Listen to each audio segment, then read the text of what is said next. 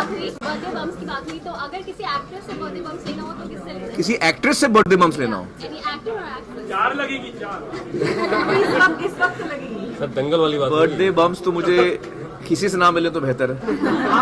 How many birthdays have you spent on sets and which movies? You know, I don't remember my birthdays here. Really, I don't remember.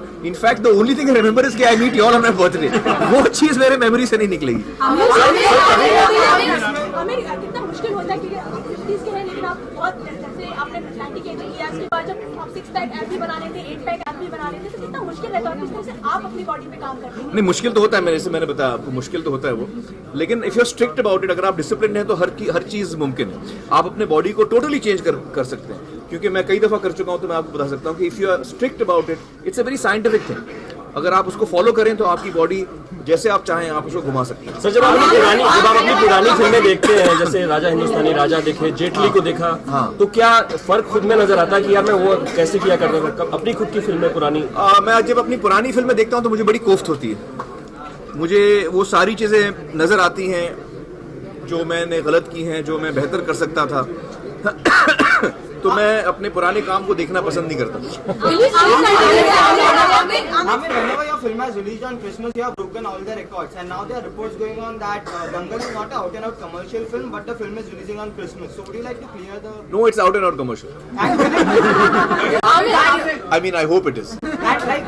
In the sense that देखिए, मेरी फिल्में जो हैं आम तौर पे 2-3 फिल्मों को छोड़ के, जैसे कि गजनी है या फना है या धूम 3 है, ये तीनों फिल्मों को छोड़ के आप लगान ले लें, दिल चाहता है ले लें, रंग दे बसंती ले लें, पीके ले लें, या तारे ज़मीं पर ले लें, ये सारी फिल्में जो हैं ये हट के एकदम अलग फिल्में होती हैं।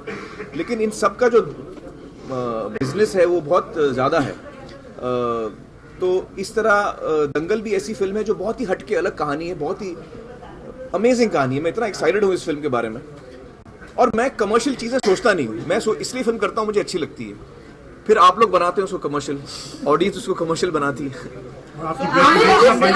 सर नहीं, कास्टिंग चल रही है, कास्टिंग चल रही है अभी। हाँ, क्योंकि वो कास्टिंग बड़ी इंपॉर्टेंट है फिल्म के लिए, तो उसमें भी वक्त लग रहा है और उम्मीद है हमें सही कास्ट मिल जाएगी।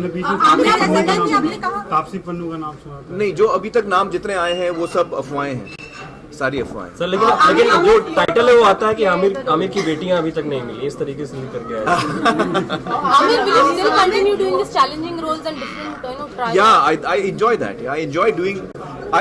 मुझे मजा आता है कि मैं अपने आप को सरप्राइज करूं, चैलेंज करूं, मैं अपनी ऑडियंस को चैलेंज करूं, सरप्राइज करूं, उनको कोई अंदाजा ना हो कि मैं उनको क्या देने वाला हूं।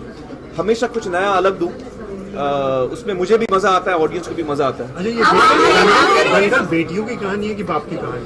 दंगल जो है बाप और बेटियों की कहानी है, बाप की भी कहानी है, बेटियों की भी कहानी है, बाप और बेटी के रिश्ते की कहानी है।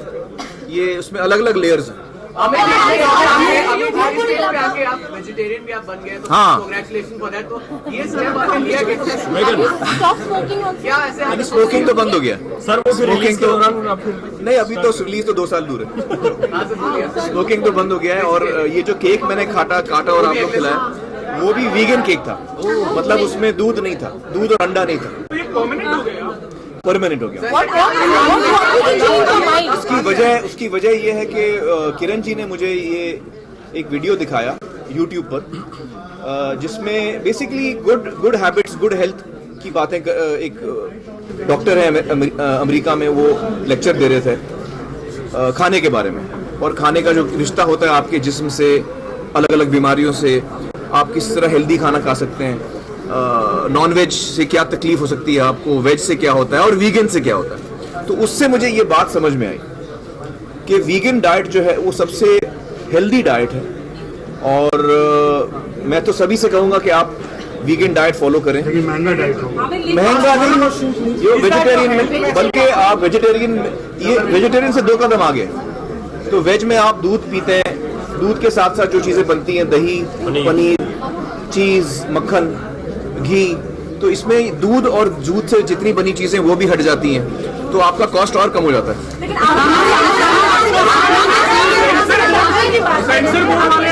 आपस में ये हैविंग प्रॉब्लम है, एज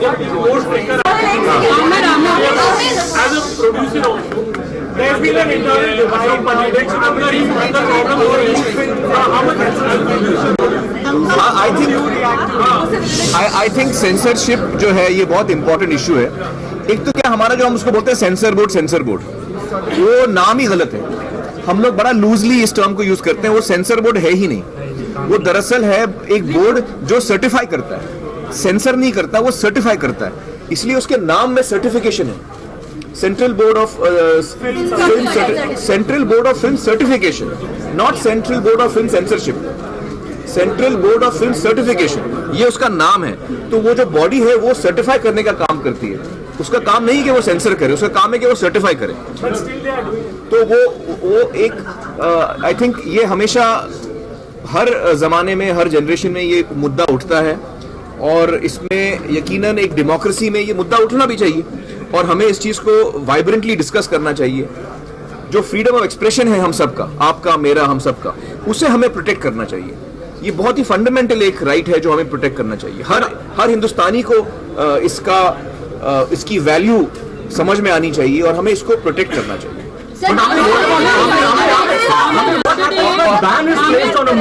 नहीं, I am against bans, I am not in favour of bans. I feel के सेंसरशिप ना होके आप जिम्मेदारी से इस आजादी का फायदा उठाइए। लेकिन अभी एनएसटीन में मतलब जिम्मेदारी निभाना जरूरी है। देखिए, freedom is very important, but उस फ्रीडम के साथ साथ जिम्मेदारी आती है। मैं फ्री हूं इसका मतलब मैं आपका मर्डर कर लूं, ऐसा भी नहीं है। तो फ्रीडम इंपॉर्टेंट है, उसके साथ साथ आपको जिम्मेदारी से उस आजादी का इस्तेमाल आपको जिम्मेदारी से करना चाहिए। और सेंसरशिप की जरूरत ही ना हो, स्टेट को सेंसरशिप डालने की जरूरत ही ना हो, ऐसी सिचुएशन होनी चाहिए।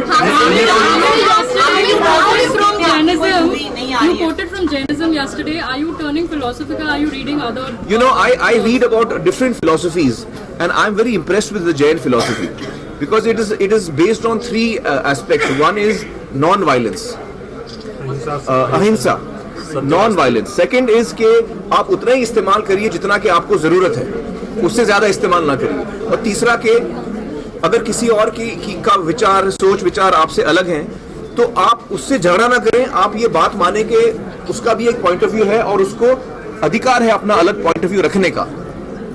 लेकिन उसका मतलब ये नहीं कि मैं आपसे जुदा हो जाऊं, आपसे अलग हो जाऊं, आपसे झगड़ा करना शुरू करूं। तो अलग विचार को एक ही मंच पे रखने का हम सबको अधिकार है। ये सारे वैल्यूज हैं जैनिज्म के, जो पढ़ के मुझे बड़ा, मैं खुश हुआ, बड़ा इंप्रेस हुआ ये जानकर। इससे मुझे सीखने को मिला।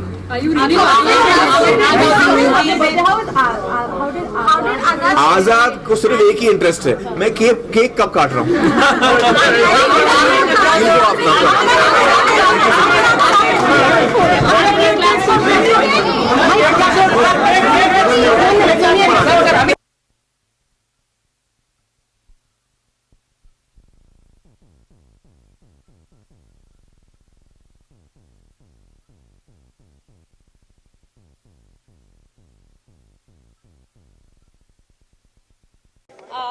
बिल्कुल, मैं एक्चुअली आई इसलिए हूँ थोड़े वक्त के लिए। मैं सीधा शूट से आ रही हूँ, तो I kind of wrapped up my shoot quickly because I had to come and wish him. और ये बर्थडे बहुत खास